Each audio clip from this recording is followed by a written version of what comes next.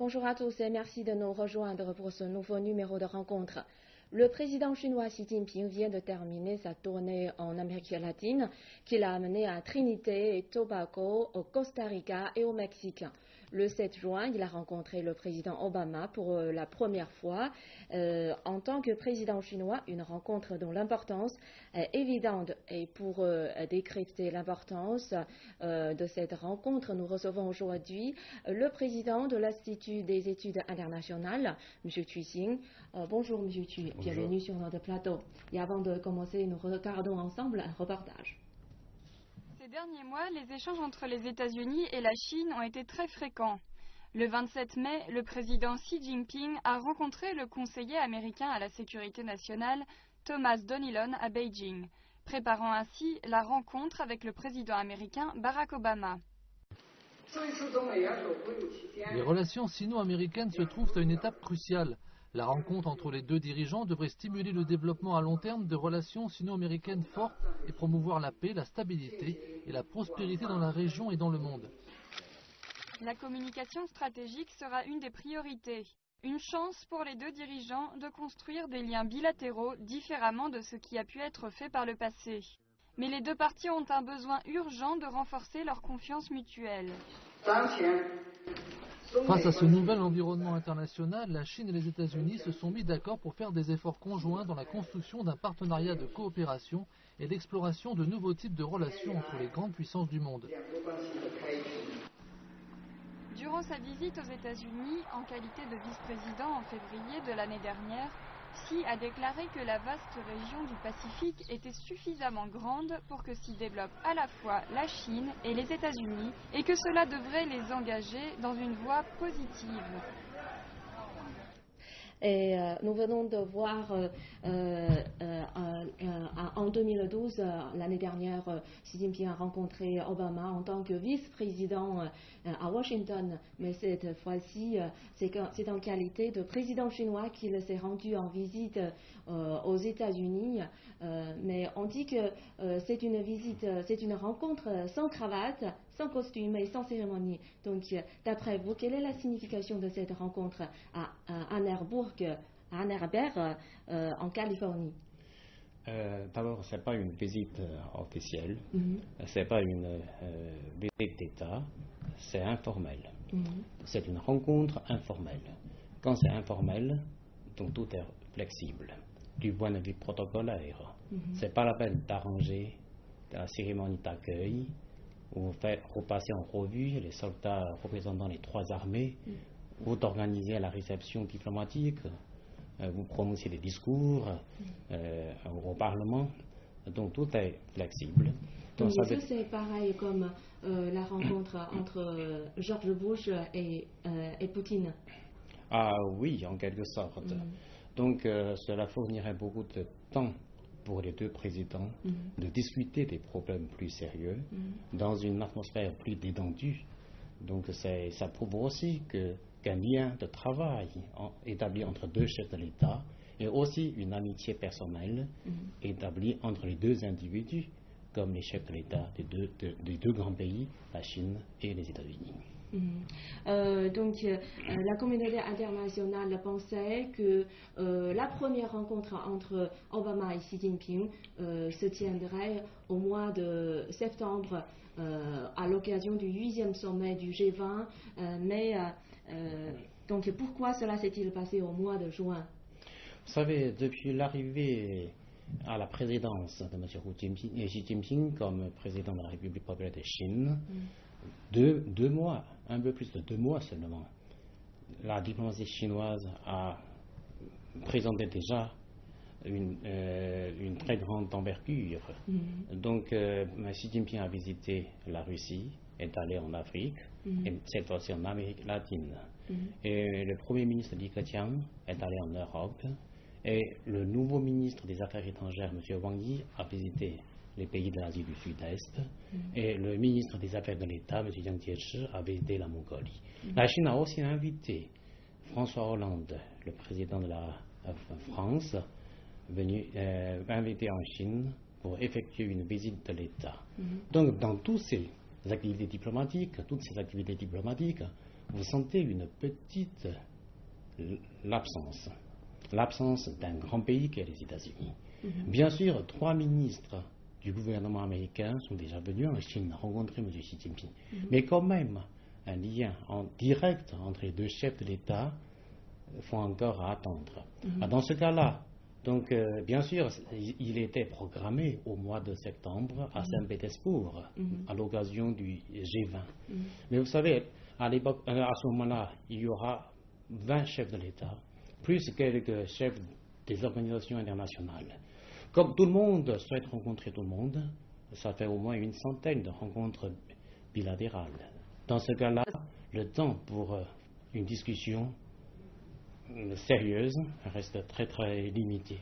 Donc maintenant aussi, au G20, je pense que encore M. Xi Jinping et M. Obama vont rencontrer à G20. Mais maintenant aussi, la rencontre dure 1 heure. Donc la moitié du temps sera consacrée à la traduction. Et reste 30 minutes, partagées par 2, c'est-à-dire que pour chaque chef de l'État, il n'y a que 15 minutes pour exprimer ses idées. Donc ça ne se fait pas. Alors, dans ce cas-là, aux États-Unis cette fois-ci, comme c'est une rencontre informelle, donc les 2 présidents peuvent se débarrasser de toute cérémonie protocolaire. Donc ils auront plus de 7 heures pour la discussion. Donc ce sera la discussion approfondie sur des sujets assez larges. Oui, comme vous avez dit, on obtiendrait de bons résultats satisfaisants quelquefois dans des circonstances un peu privées ou personnelles, n'est-ce pas? Donc, quelles ont été les questions ou bien les problèmes abordés, les sujets abordés lors de cette rencontre? Vous savez, comme la Chine et les États-Unis sont les 2 pays les plus représentants du monde. Les États-Unis est le pays le plus développé, la Chine est un pays en voie de développement. Donc c'est aussi le numéro 1 et le numéro 2 en ce qui concerne l'importance économique. Alors dans ce cas-là, les intérêts communs s'étendent sur tous les domaines. Concernant les sujets de cette rencontre, je pense qu'à partir des problèmes comme la situation en Asie orientale, la péninsule coréenne, les relations entre la Chine et le Japon, les disputes sur les îles de la Chine de la mer de Chine méridionale, et aussi des problèmes comme la sécurité d'Internet, aussi la situation au Moyen-Orient, la situation en Syrie, le problème de la dénucléarisation en Iran. Donc il y a beaucoup de problèmes à aborder par les 2 chefs de l'État. C'est-à-dire on va toucher ou bien on va parler des problèmes ou bien des divergences sensibles.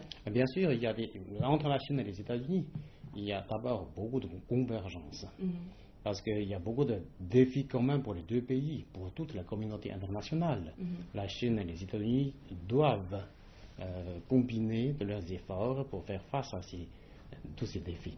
Il y a aussi des sujets de divergence concernant les perceptions différentes de ce qui arrive dans le monde aujourd'hui.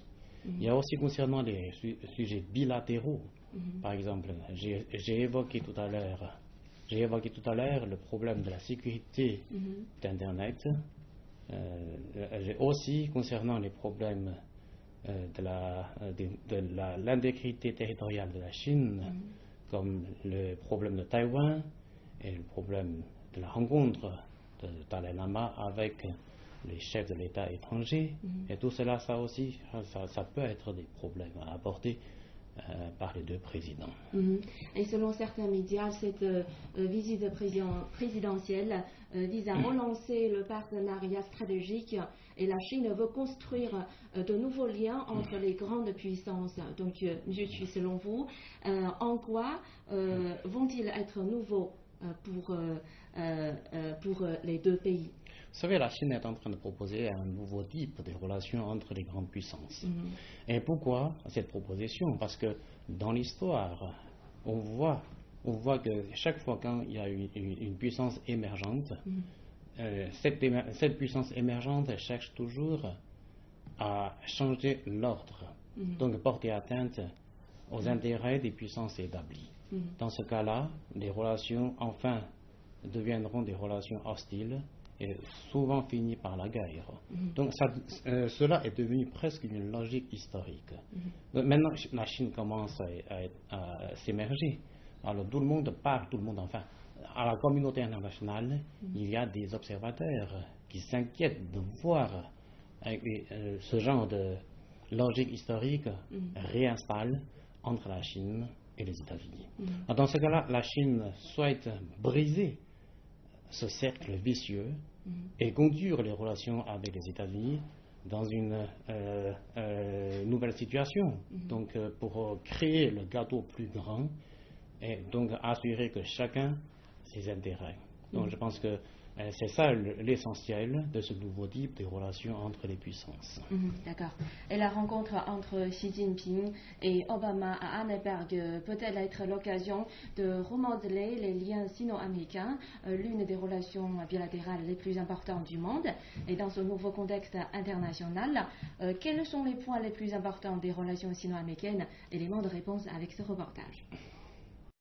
La Chine et les États-Unis entrent dans une ère de l'établissement de nouveaux liens entre les deux pays. Mettre en place de nouveaux liens entre grandes puissances est une proposition qui a été avancée par Xi Jinping lors de sa visite aux États-Unis en tant que vice-président, une proposition à laquelle les États-Unis ont favorablement répondu. Actuellement, les États-Unis et la Chine sont l'un et l'autre leur deuxième partenaire commercial respectif. En 2012, les échanges commerciaux ont atteint 484,6 milliards de dollars. La Chine et les États-Unis viennent de terminer à Qingdao le 9e tour de discussion sur un accord d'investissement. Un accord bilatéral de libre-échange est également en train de prendre forme.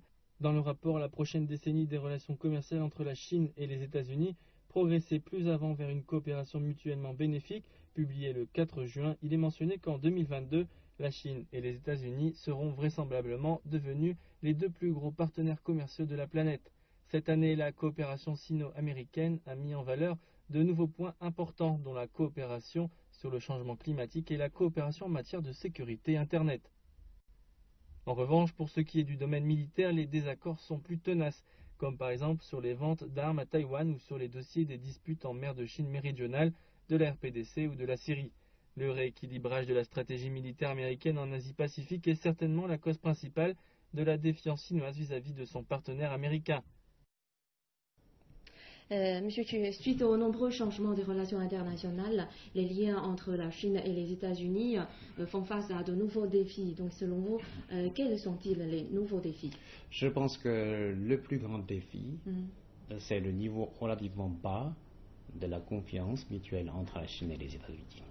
Donc, les États-Unis, comme la Chine est devenue aujourd'hui le numéro 2 de l'économie mondiale, les États-Unis ont l'impression que la Chine va dépasser les États-Unis un jour. Donc les États-Unis s'inquiètent de voir si un jour il sera dépassé par la Chine et donc sa dominance de ce monde subira un défi de la part de la Chine. Donc ça c'est la part de l'absence de confiance des États-Unis à l'égard de la Chine. En ce qui concerne la Chine, beaucoup de Chinois pensent que comme les États-Unis considèrent la Chine comme un défi, donc les États-Unis prennent des mesures pour endiguer la Chine, pour contenir la Chine, pour ralentir le développement de la Chine. Donc ça c'est la perception de beaucoup de Chinois. Donc là il y a un degré de non-confiance de part et d'autre. Alors, en ce qui concerne la Chine ne souhaite pas du tout défier qui que ce soit. La Chine souhaiterait tout simplement de concentrer sur la construction économique et sociale en Chine pour améliorer le niveau de vie du peuple.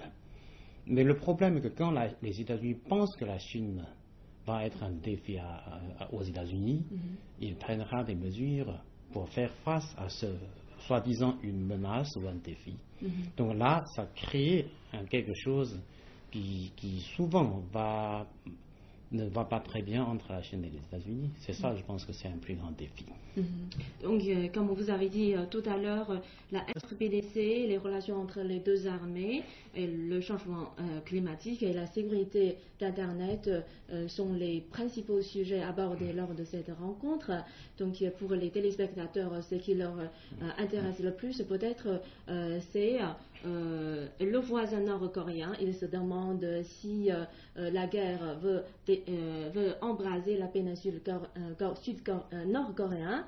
Donc, quels sont les points de friction et les rapports de force entre la Chine, les États-Unis et la RVDC? Vous savez, parmi les défis, bien sûr, se figure le problème de la péninsule coréenne. Donc, entre la Chine et les États-Unis, il y a des points convergents. Le point convergent, c'est aucun d'entre eux ne souhaite voir la nucléarisation militaire de la Corée du Nord. Tous les deux pays s'opposent fermement à ce que la Corée du Nord adapte une arme nucléaire. Ça, c'est le point commun. Mais il y a aussi des points différents. La divergence, c'est que concernant l'avenir de la Corée du Nord, les États-Unis auraient souhaité l'effondrement du gouvernement, même la disparition de ce régime. Et la Chine penserait que la Chine encouragerait la Corée du Nord à adopter une politique d'ouverture et aussi de réforme dans l'ordre et dans la stabilité, et ceci pour améliorer les relations intercoréennes, c'est-à-dire entre la Corée du Nord et la Corée du Sud. Dans ce cas-là, à l'avenir, il y aura une réunification des deux Corées sur une base pacifique. Donc, est-ce que la Corée du Nord doit disparaître ou continuer à exister avec une ouverture et la réforme? Je pense que là, c'est deux points différents entre la Chine et les États-Unis. Et concernant le Japon, par exemple, bien sûr, il y a une dispute entre la Chine et le Japon concernant les îles Diaoyu. Et les États-Unis, officiellement, les États-Unis déclarent que le gouvernement américain n'a pas de position sur la souveraineté de ces îles, mais en fait, le gouvernement américain aussi déclare que les États-Unis ont l'obligation de défendre le Japon, et cela encourage les Japonais à avancer encore plus dans la violation de la souveraineté de la Chine sur les îles Diaoyu. Mais en même temps, il y a aussi des choses de la part du Japon qui inquiètent les Américains. Parce que avec l'arrivée au pouvoir de Shinzo Abe, on voit Shinzo Abe souhaite modifier la constitution.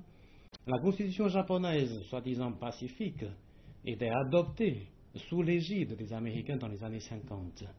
Et Shinzo Abe souhaite modifier pour avoir le droit de déclencher la guerre. Ça, c'est quelque chose de capital. Shinzo Abe essaye de remettre en cause l'ordre international après la Seconde Guerre mondiale.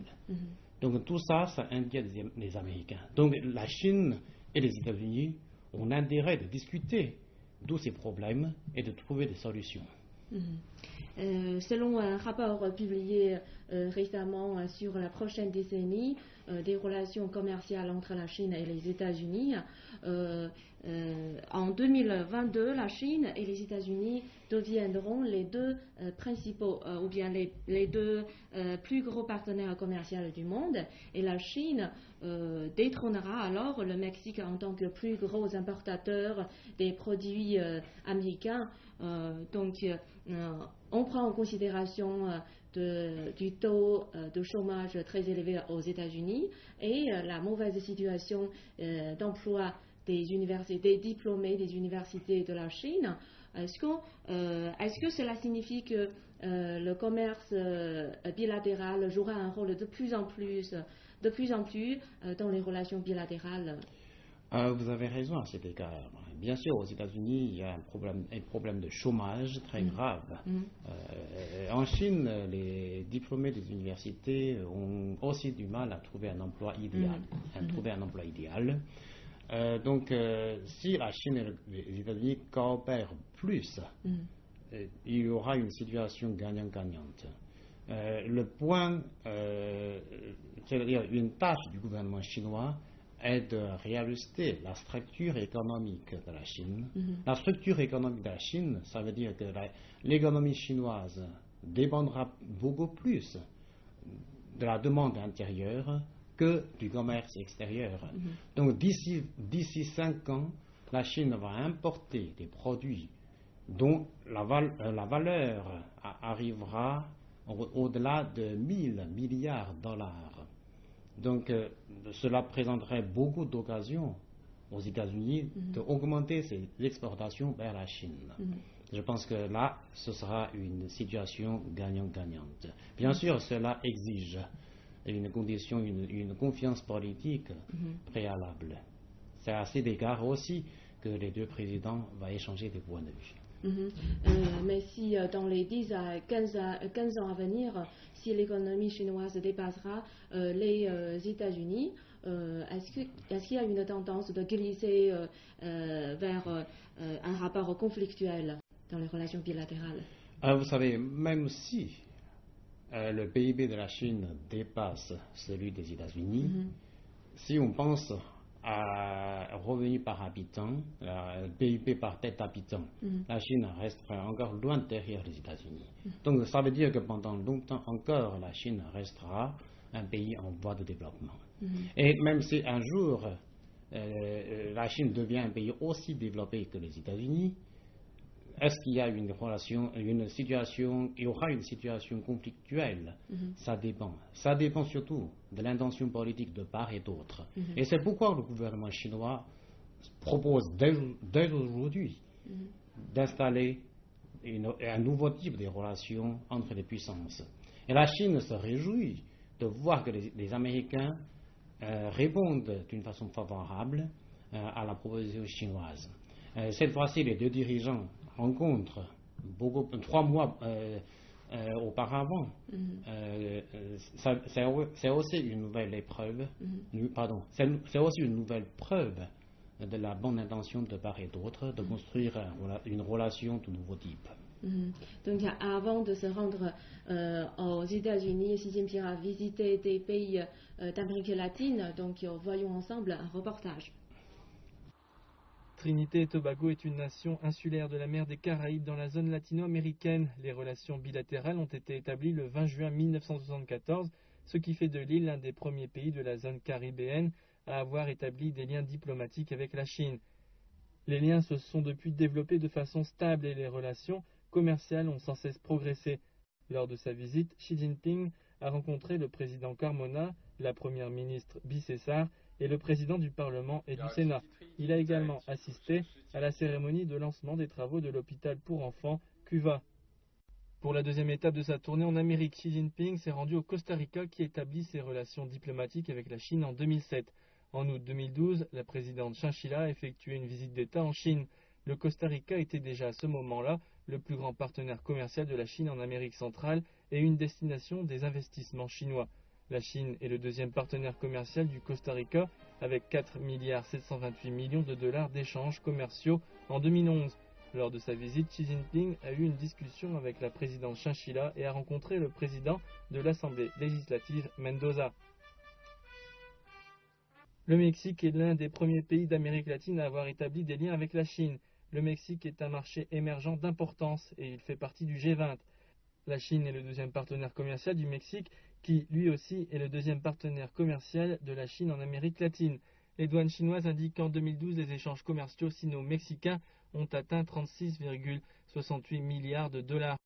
Xi Jinping s'est entretenu avec le président Enrique Peña Nieto et a prononcé un discours devant le Sénat mexicain. Les deux parties ont par la suite signé une série d'accords de coopération commerciale et scientifique et publié une déclaration commune. Ce faisant, ils ont consolidé et développé le partenariat stratégique sino-mexicain. Il s'agit de la première visite du président chinois Xi Jinping après sa prise de fonction dans des pays d'Amérique latine. Donc la première fois a toujours une signification très importante pour les Chinois. Donc comment analysez-vous cette visite? C'est une visite extrêmement importante. Importante parce que, comme vous avez évoqué, 2 mois seulement après la prise de fonction de M. Xi Jinping, il est déjà arrivé en Amérique latine. C'est la première fois non seulement pour M. Xi Jinping, comme chef de l'État, de visiter les pays de l'Amérique latine, mais aussi c'est la première fois pour qu'un chef de l'État qui visite l'Amérique latine aussitôt après la prise de sa fonction. Aussi, cette visite présente une série de nouveautés. Nouveautés, par exemple, M.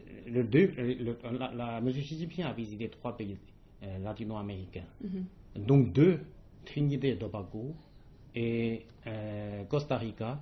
Les 2 pays sont des pays où les chefs de l'État de la Chine ne se sont jamais rendus. Donc ça, c'est une nouveauté.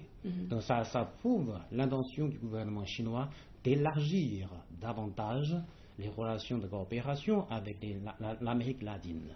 Mais aussi une autre nouveauté.